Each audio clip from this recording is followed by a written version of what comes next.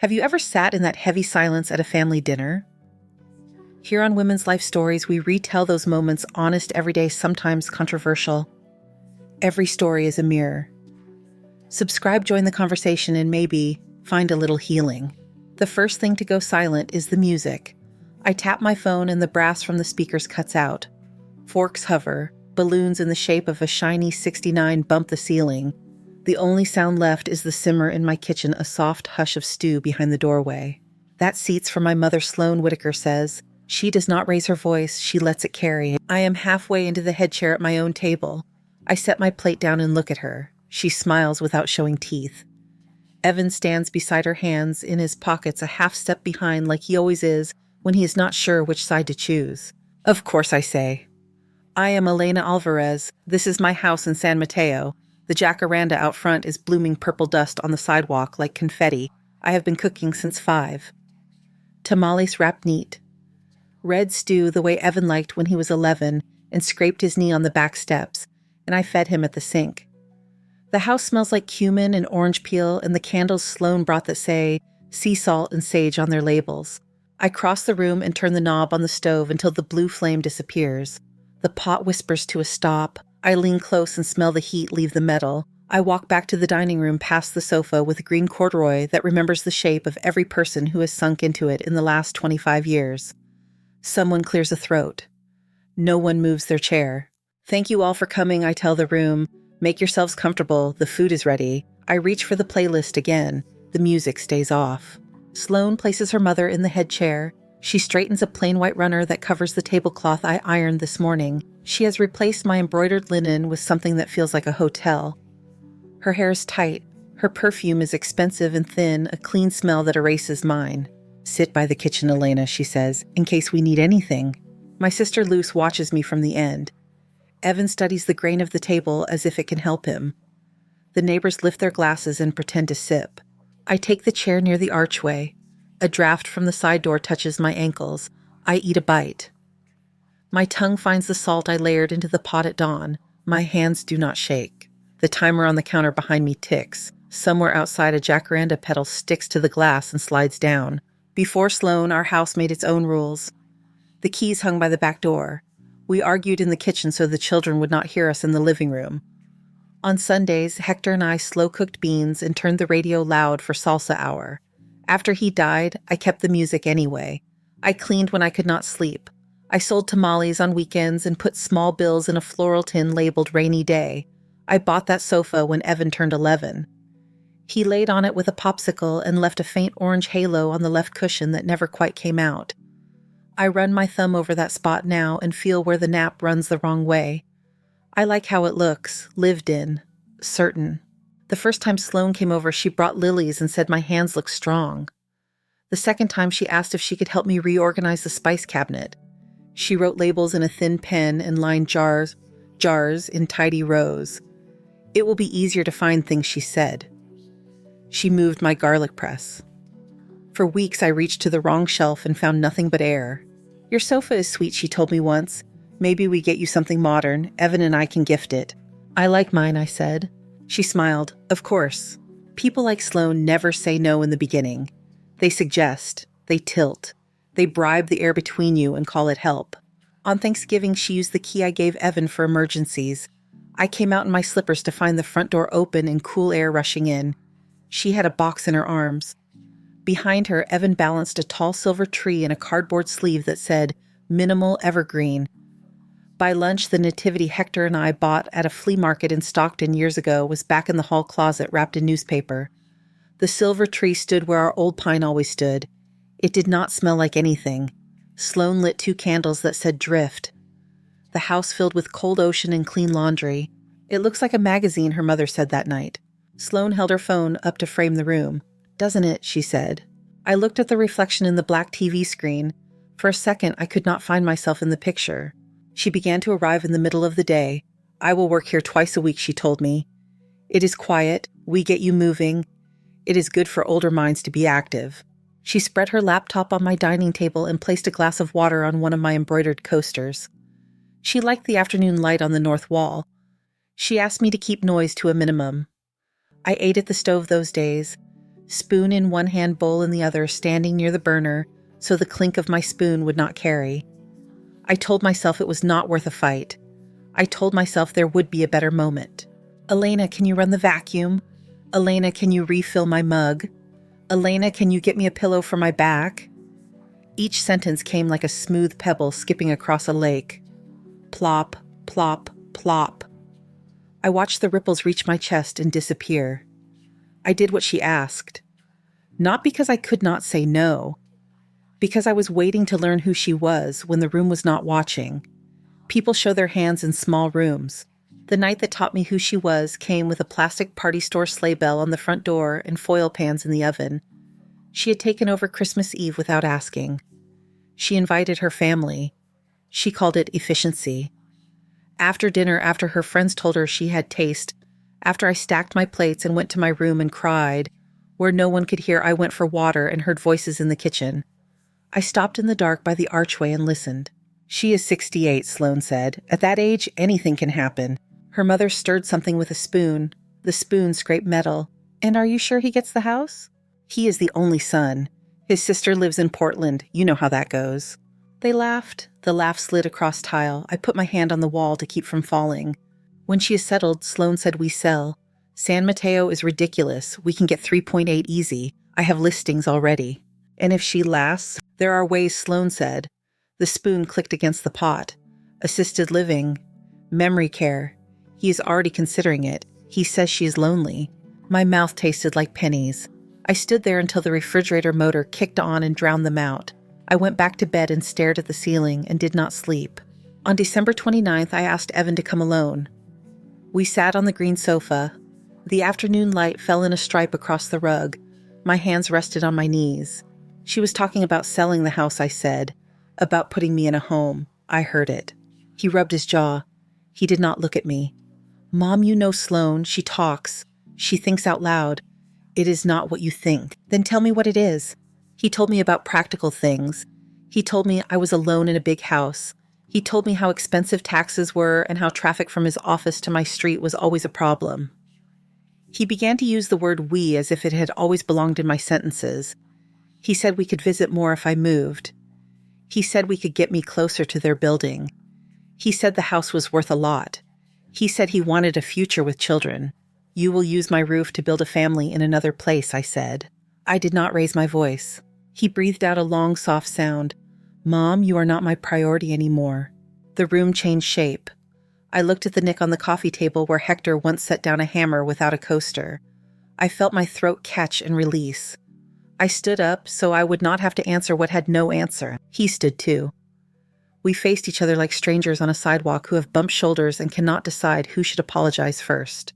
I put my hand on his face. His skin was warm. He did not lean in. He did not pull away. His eyes were wet. Mine were not. When he left, I washed a plate. I dried it. I put it in the wrong cabinet because the right one had been rearranged. I stood very still and listened. The house made its usual sounds. The heater clicked. A bus sighed down the street. My kitchen timer under the cabinet ticked and ticked. I reached up and turned the dial until the hand pointed at 20. The metal spring set. The timer hummed in place. I breathed with it and let the sound fill the room. When it rang a clean, bright ding, I did not flinch. The next Tuesday, Sloane arrives before noon with a tote that says "Create a laptop" and a pack of pens sharp enough to slice paper. She lets herself in with the key. The jacaranda outside throws soft purple on the porch. Inside, the light is clean and empty like a waiting room. I have 2 calls, she says, already unfolding at the dining table. If you could keep it quiet. I am in the kitchen, I say. The stew pot from Sunday is scrubbed and turned upside down to dry. My hands smell faintly of cumin no matter how I wash. She opens her computer. The camera light winks on. Hi, team, she says to the square faces that populate her screen. Her voice climbs into a bright register I do not recognize. Her water glass leaves a ring on my embroidered coaster. She slides the coaster aside and sets the glass on the wood. I make lentil soup. The timer under the cabinet ticks. I eat standing one hip against the counter. From the dining room, Sloane gestures, laughs, writes. Her pen scratches like a tiny insect. At the end of the call, she motions without looking up. Elena, refill, please. I rinse her glass and feel the chill crawl up my wrists. The house carries everything. The low whir of the refrigerator, the shuffle of a neighbor's package on the porch, the high soft S of Sloane's voice when she says deliverable. Her phone rings on the table, the screen lights with a name I do not know.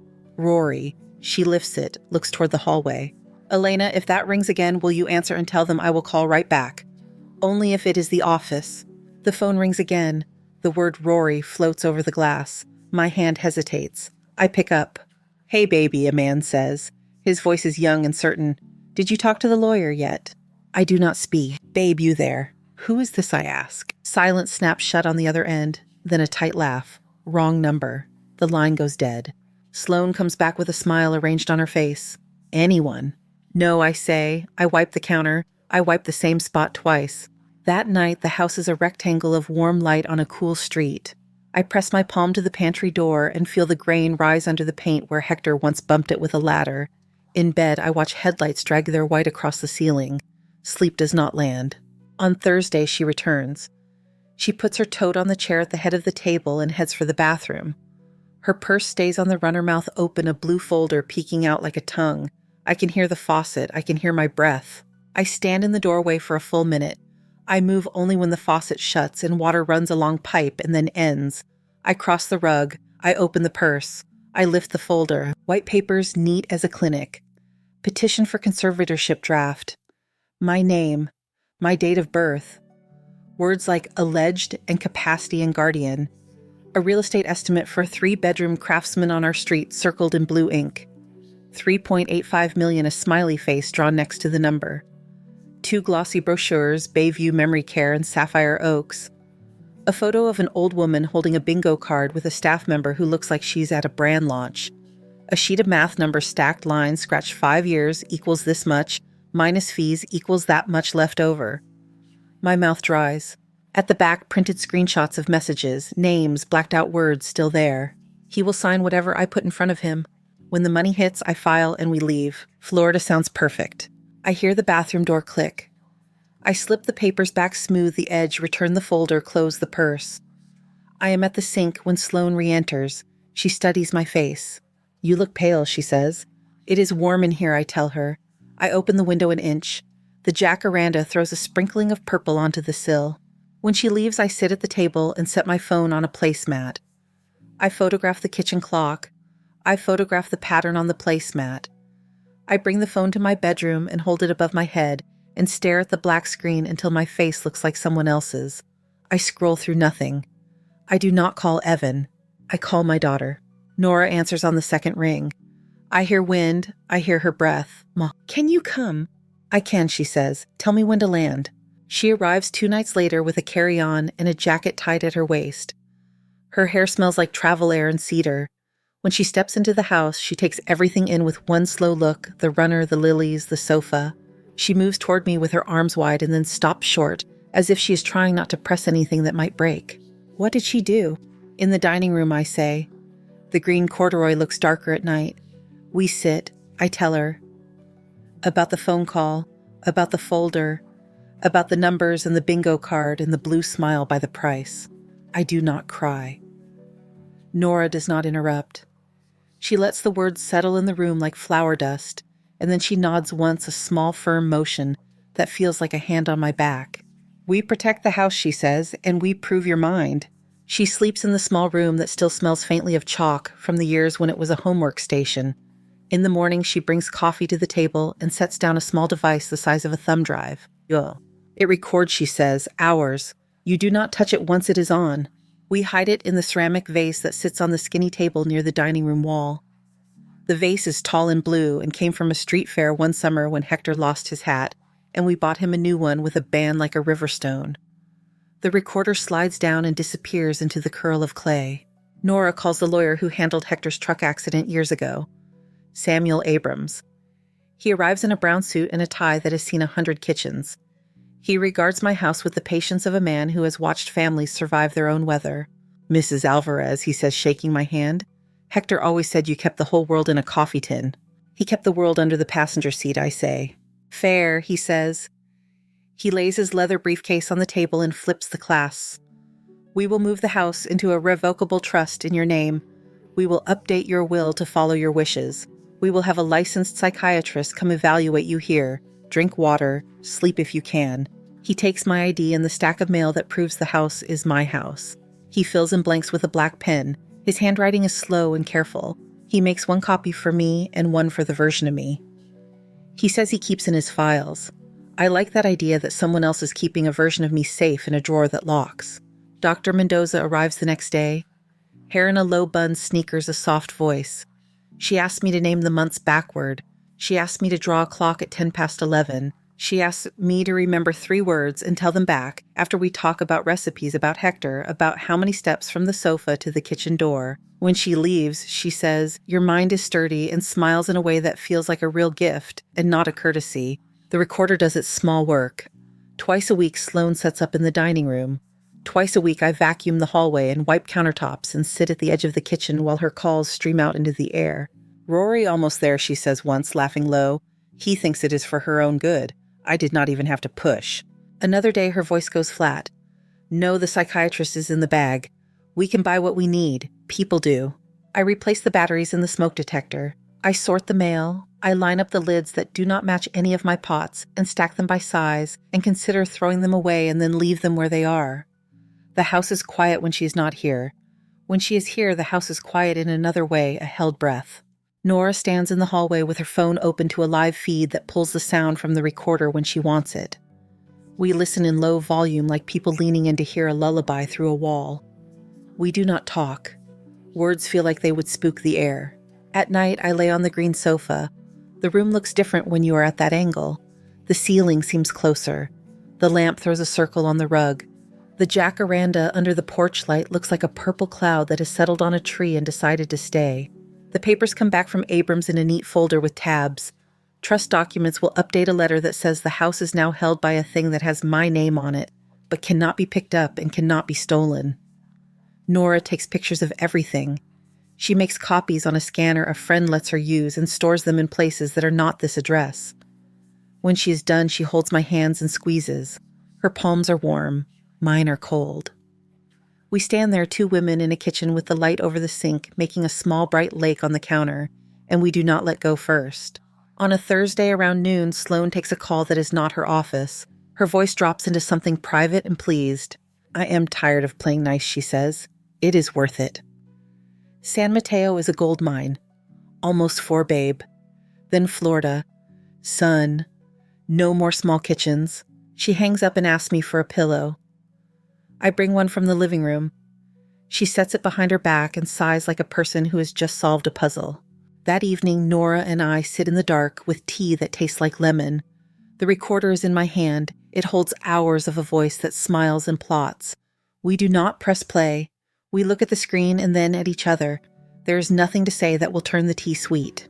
My phone buzzes on the table, a message from Evan. His name makes my stomach pull and release. "Sloan is planning your birthday dinner," he writes. "She says she will handle the guest list." I put the phone face down. The timer under the cabinet ticks. I feel the small spring winding toward its brief clear bell. Morning arrives blue over the jacaranda. I mop the kitchen floor and let it dry in long pale streaks. I tie my hair back. I taste the stew and add salt with my fingers. The house smells like onions that have surrendered to heat. At 2, the front door opens. Sloan walks in with a ribboned cake box and a bag of silver balloons that squeak when they brush the ceiling. Evan follows with paper goods and the face he wears when he wants to disappear. "Happy birthday," he says, kissing my cheek. His lips are cool. He does not meet my eyes. Sloan touches the runner lifts it, replaces it with a white one from her tote. The old embroidered one, the one I ironed before sunrise, slips into a bag. She sets lilies in a glass cylinder. She moves my vase to the sideboard without asking. The silver balloons float in the corner like moons. "It will look elegant," she says. "You just relax." I nod. I wipe the stove. I set tamales in a warm pan and drape them with a clean towel. I turn the music on low and then pretend to forget to turn it up. Abrams has set small cameras in the room. They are smaller than a walnut. One looks out from a shelf, one peeks from the book spine. I practice not looking at them. By 6, the house is full. The neighbors come with a bundt cake on a plate they want back. Aunt Luce adjusts her scarf and hugs me long. Sloan's friends wear the sort of shoes that make them stand taller than they are. Her mother steps in with a pearl at her throat and eyes that take inventory. Evan stays near the doorway. He looks at his phone. His hands shake when he puts it away. At 6:30, the bell rings again. Nora stands at the door with a smile that has a private edge. Sloane startles. "You made it," I say. I fold my arms around my daughter. I smell cedar and flight cabin and something like rain. "Would not miss it," Nora says. She moves through the room like a person checking a theater for exits. We sit. There is a chair at the head of the table, empty. I take a breath and move toward it. Sloane steps in. "That seat is for my mother," she says. Her voice is not loud. It lands on the table like a hand. Chairs stop, forks hover. Evan does not look up. The candles flicker. I place my plate down. I stand still. "Then I will welcome everyone from over here," I say. I touch the phone in my pocket. The music fades to quiet. I walk to the kitchen and turn the gas off. The flame drops away. The pot settles. I smell the instant the heat changes its mind. Back in the dining room, I face the table. "Thank you for coming to my house," I say. The words are even. My heart does not pound. The recorder in the blue vase is not needed now. Nora lifts a laptop from her bag and carries it to the television. She connects a cable. The screen wakes. The room breathes in. Sloane looks from Nora to me. "What are you doing?" she asks. "Hosting," I say. "Please sit." Her mother slides into the head chair. A neighbor coughs. Abram steps from the hall. No one noticed him arrive. He takes a place near the sideboard and folds his hands. The television shows the first photo. A sheet of paper shot on my table, the wood grain familiar. Petition for conservatorship draft. My name in a font as impersonal as an airport terminal. A highlighter mark. Words like alleged inability. The room shifts. A fork hits porcelain. "That is not real," Sloane says. "You went through my things. That is private." I tilt my head. "So it is yours," I say. Her mouth opens and then stays that way, a small door that cannot decide whether to close. The next image appears. A real estate estimate printout with our address, my street, with its trees and numbers circled, and a blue smile sketched beside it. 3.85 million. Someone near the end of the table whistles and catches it with a hand. "Stop this," Sloane says. Her voice is lower now. Her fingers press white marks into the runner. Brochures follow. Bayview Memory Care. Sapphire Oaks. A glossy picture of a woman holding a bingo card. The woman's sweater is cream. Her smile is a fixed thing. Murmurs move through the room like wind through long grass. Sloane's friends look at their hands. Aunt Lou sits very still. Evan's face has gone slack in a way I have not seen since he was small and ran too fast, and fell and could not understand why the ground met him so hard. A final image fills the screen. A page of numbers scrawled math 5 years, written in the right margin, equals and minus and leftover. The camera catches the blue ink where the calculation ends. The number is large. The line under it is heavy. Context, Sloane says. Her smile is back, but it is pulled tight. This is not what it looks like. We were exploring options. Your health, your mental load, we care about you. Nora stands at the laptop. Here is context, she says. She clicks. The television fills with a column of text messages. The names are cropped. The words are not. Evan will sign whatever I put in front of him. When the money clears, I file and we leave. Florida. Sun. No more small kitchens. A chair scrapes. Evan stands. What is this, he says, but the question does not seem to be for anyone in particular. He looks at Sloane. He looks at me. He looks at the TV again as if reading the words will cause them to rearrange into some other shape. It is not what you think, Sloane says. She laughs the way people laugh when they bump into a stranger and pretend it does not hurt. You are being manipulated. This is a setup. This is cruel. Abrams clears his throat. He raises a hand slightly. I have a report from Dr. Mendoza, he says. She evaluated Mrs. Alvarez last week. Her cognitive function is robust. Her memory is sound. Any claim to the contrary would not stand. Sloane's face turns toward him very slowly. Who are you, she says. Someone who remembers your father-in-law, Abrams says, and someone who can count. Nora taps a key. Audio fills the room. It is Sloane's voice. There is no strain on the recording. It is clear and close the way voices are when the person speaking does not imagine a wall can listen. I am tired of pretending, she says. She is old. It is not like she needs 4 bedrooms. We can get a psychiatrist to sign what we need. People do. If she seems too sharp, I can soften the edges. A little something in her tea, nothing dramatic. Forgetful is easy to stage. There is a sound in the room like fabric tearing, but nothing is torn. It is people breathing in and not finding enough to fill their lungs. Sloane stands up so fast her chair tips and catches itself on the rug. "That is edited," she says. "This is insane. This is defamation." Abrams opens a folder and sets a paper on the table. "We had the file authenticated by a forensic audio specialist," he says. He signed his name. "If you would like to see the signature, you may." Sloane's mother covers her mouth. The pearl at her throat looks suddenly small. On the television, another voice appears. Rory, younger than the room, smug around the edges. "Almost there," he says. 6 months if she goes easy. A year if she fights. You will be in the sun by Christmas." I know Sloane answers on the recording. "Evan is easy. He believes me when I tell him this is for her. He has always needed someone to tell him what makes him good." Evan puts his hands on the back of his chair as if he cannot hold himself up by himself. He looks at Sloane like a person who has come home to find a stranger wearing his sweater. "Is that you?" he asks. His voice is soft. It carries all the way to me. She says nothing. Nora clicks one more file. A different woman's voice joins, older, nervous. "Mrs. Mendez Sloane says on the tape, all you have to say is you saw Elena confused, that she repeats herself, that she leaves the door unlocked. 30,000 for your trouble." From the end of the table, Mr. Ramirez swears under his breath. He looks like someone has slapped him. "She asked me last week," he says. "She asked if I had noticed you wandering. I told her you water your porch plants at 8 every morning and at 8 every evening like clockwork." No one moves. The air feels heavy and close. The television screen goes black. The laptop lid shuts. The power light fades. There is no sound except a balloon shifting above a heating vent. I turn to Evan. He is pale. He has not blinked. "I gave you life," I say. My voice is small. It does not need to be large. And I chose my dignity. He closes his eyes. He opens them again. Water stands there and does not fall. He looks at Sloane. He looks like a tree that has decided which way to lean. "Get out," he says. The words are steady. He does not raise them. Sloane lifts her chin. "Do not be dramatic," she says. "We will discuss this when no one is watching." "Get out," he repeats. His hand is on the chair. The chair does not need him. She looks at me then. Her face is calm. Her eyes are lit from inside with something sharp.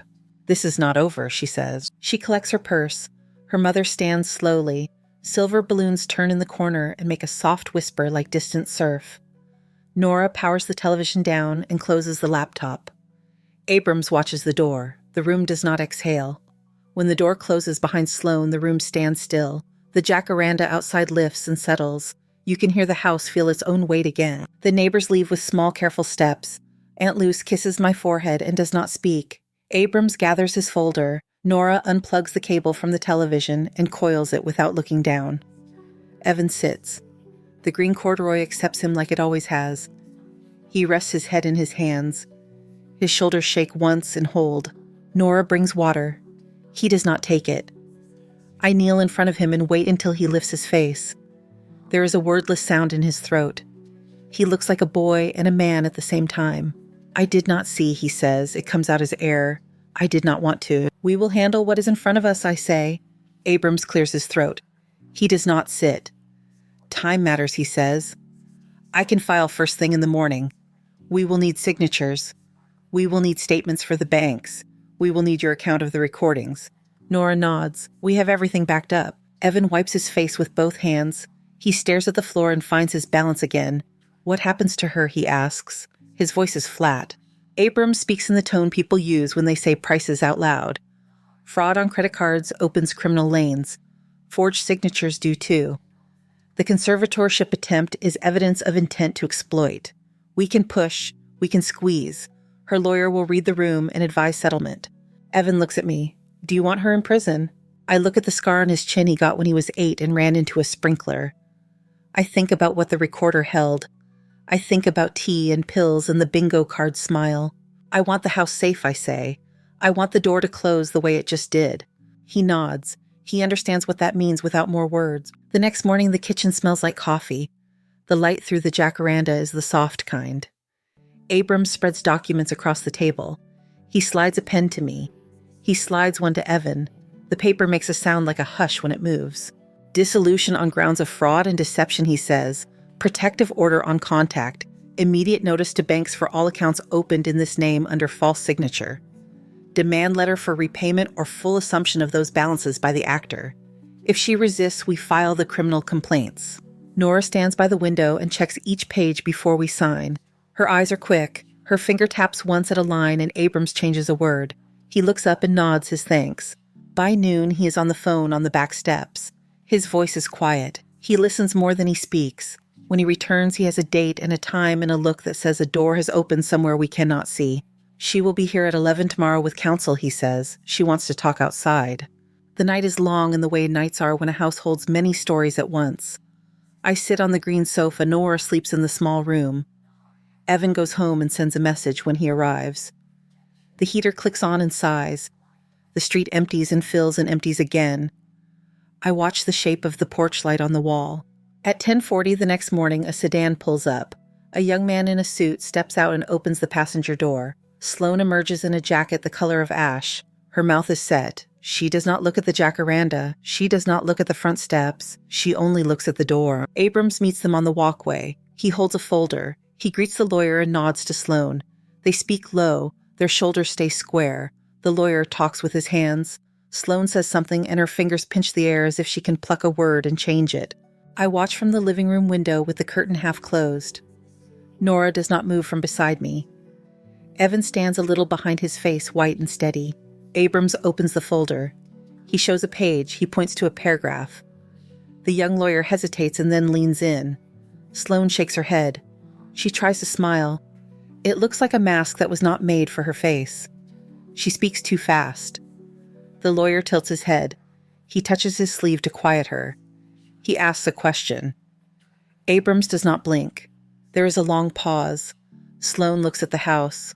For a heartbeat, our eyes meet through the glass. There is no heat left in her look, only calculation and a thin strip of pride. She signs. Her hand trembles once. The lawyer signs. Abrams signs. The pen's cap with small clicks. The sound carries. Abrams takes the papers and walks to the door. He hands me the folder as if it is fragile.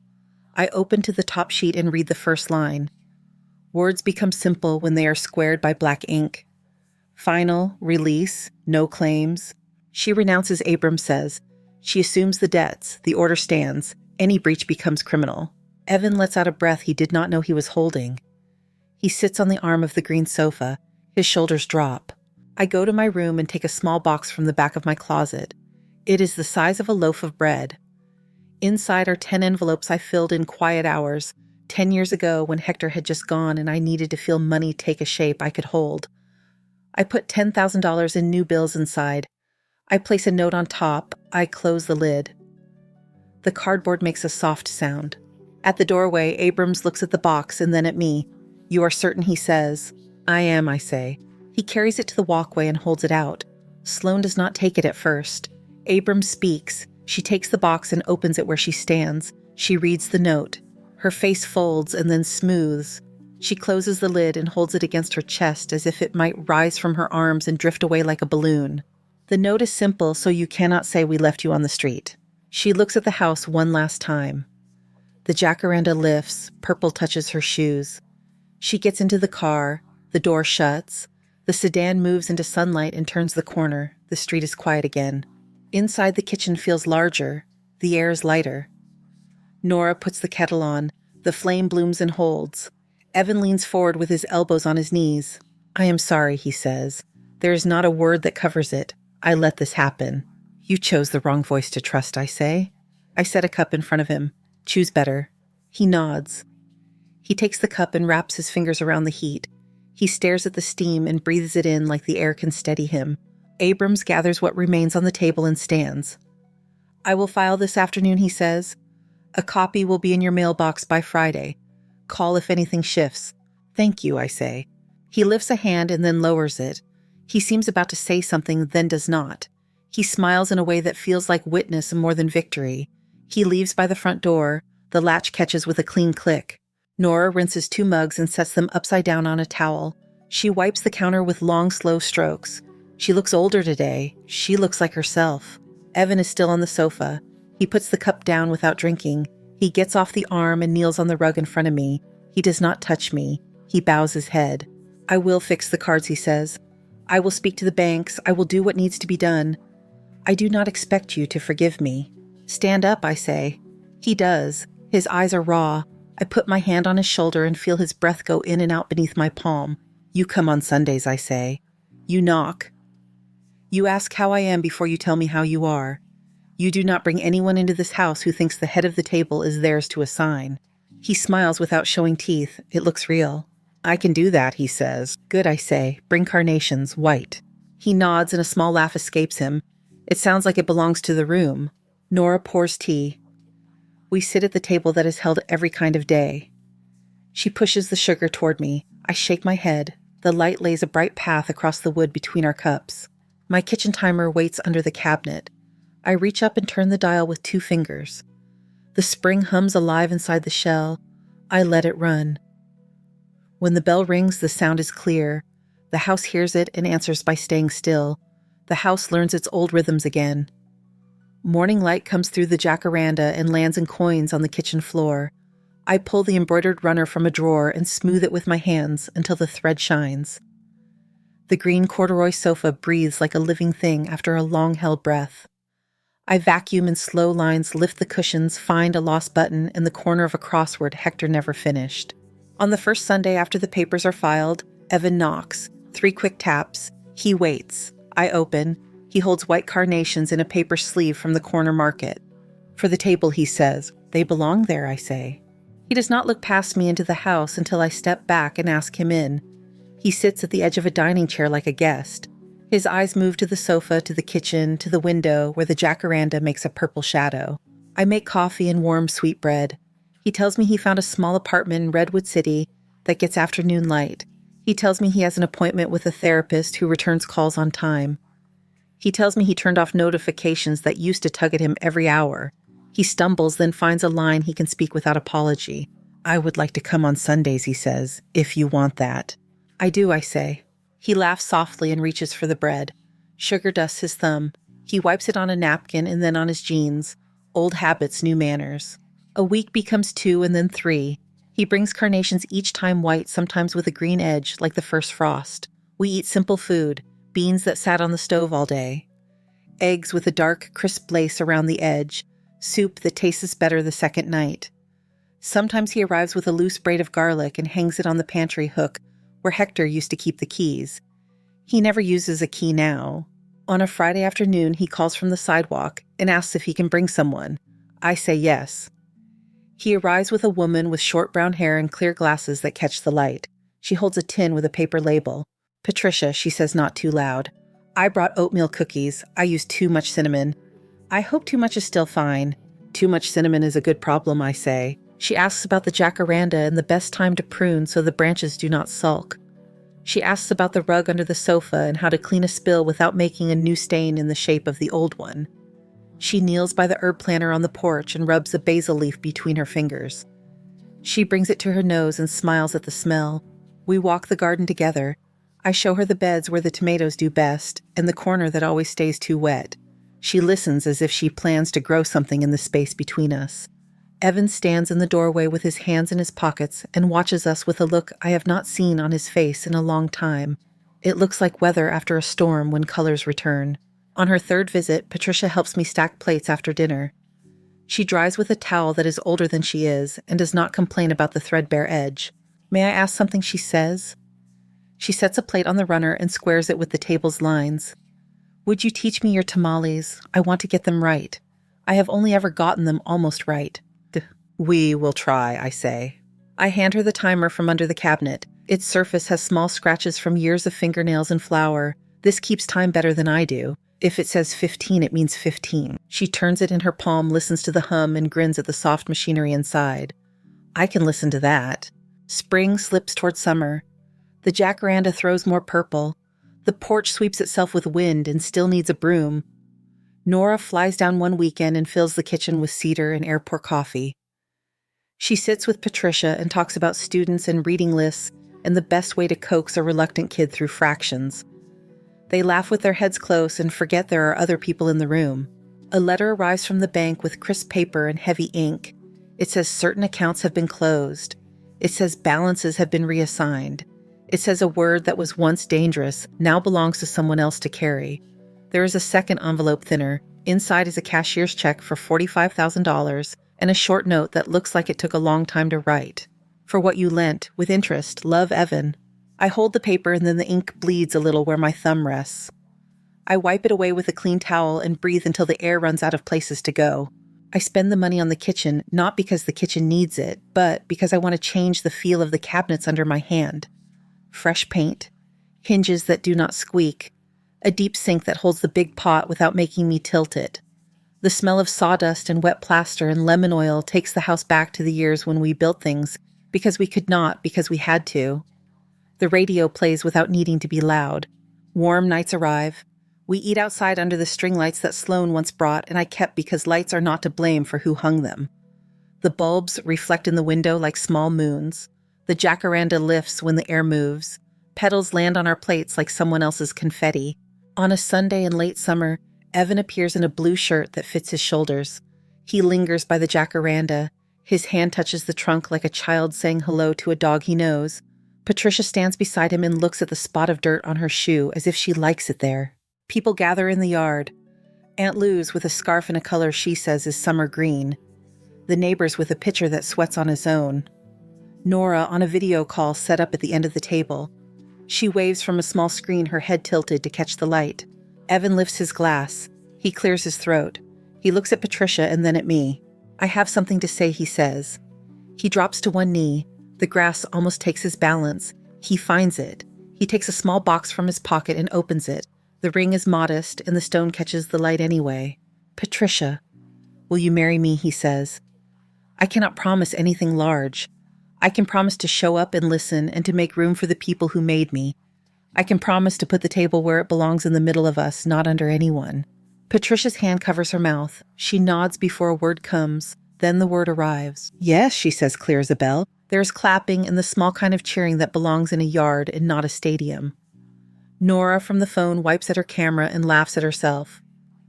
Patricia turns to me and takes my hand in both of hers. May I call you Mom, she asks.